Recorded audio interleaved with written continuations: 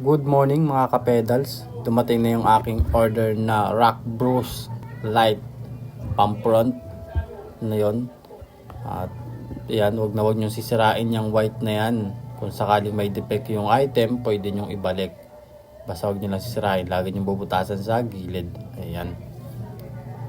Tamang bukas tayo dito kasi excited akong buksan tong Rock Bros na to. Magagamit na natin to sa rides. Kasi wala akong ilaw. Nasira na yung aking ilaw or lights nung nakaraang taon. Nung madalas ang pag-ulan, pinasok ng tubig ulan yung aking ilaw. Kaya nagloko. Kusa na siyang sumisindi kahit pinapatay mo. So nag-automatic na siya. At dito, ayan. Siyempre, ingatan natin yung box na huwag ma-damage. Wala tayong paglalagyan eh. So ayan, nakita ko agad, na-miss ako. Medyo disappointed na ng konti.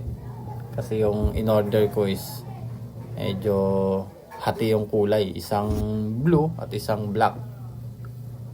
Medyo hindi lang ako kasi yung dulo medyo light blue lang ng konti. Pero all good naman yung performance niya, maganda. Malakas yung ilaw, ayan. Maganda yan sa rides, lalo na sa mga naglo-long ride.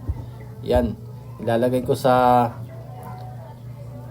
comment section yung ating link ng Shopee.